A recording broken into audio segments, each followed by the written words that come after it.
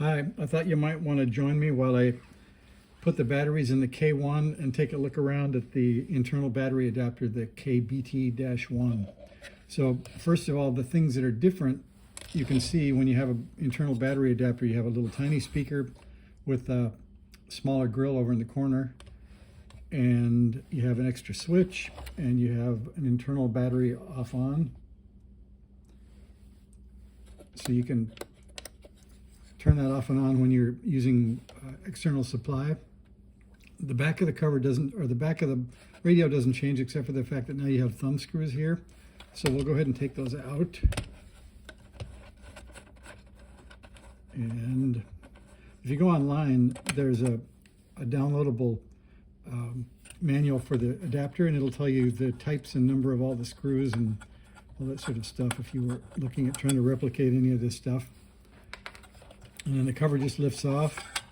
You can see they've got a piece of grill cloth over the hole there directly so that the speaker can be loose.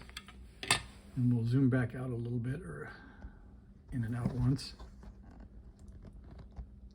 So there's a look at the whole top. And then what they did, I think, is pretty good. I think I maybe would have added a few more disconnects.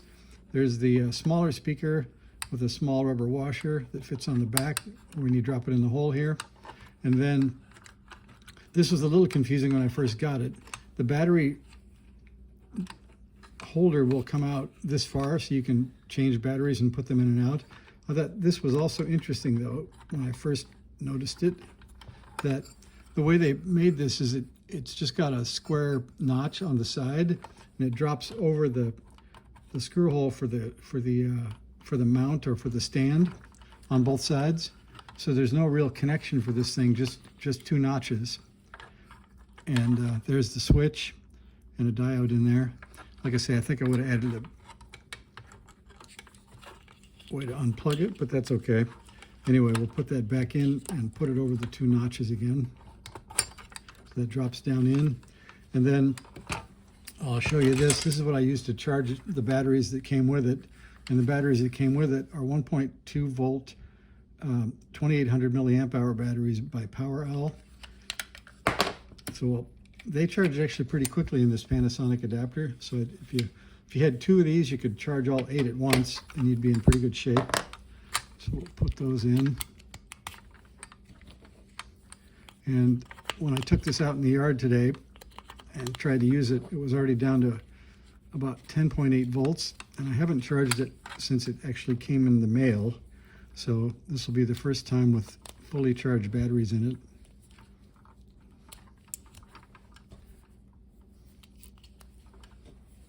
You can feel the weight of 8 of these batteries with 2800 milliamp hour. They're fairly heavy, so there must be quite a lot of material in the batteries themselves.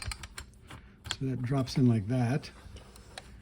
And then, like we mentioned, the rubber washer, speaker drops in. And I did notice a difference in fidelity. I like the bigger speaker pre-battery than I do this smaller one. But you don't have too many options with both the tuner and the batteries in there. I did read on one of the forums where somebody was able to apparently notch out an area here where you could get the bigger speaker in and do some modifications, but that sounded like a lot of surgery. So we'll just have to see how that goes. All right, and then we put those thumb screws back in again. In an interest of speed, I'll just do one, and then we'll power it up and see what the voltage is, and then that's probably just about boring enough for you. So we'll turn on the internal pack, and then on from the back, and then we will change display to battery, and it still says 10.9. So I only want it by 1/10 of a volt. I may have to check those cells and see if one of them is shorted. But that's the quick look at the radio with the internal battery in it, and thanks for helping me change it. See ya.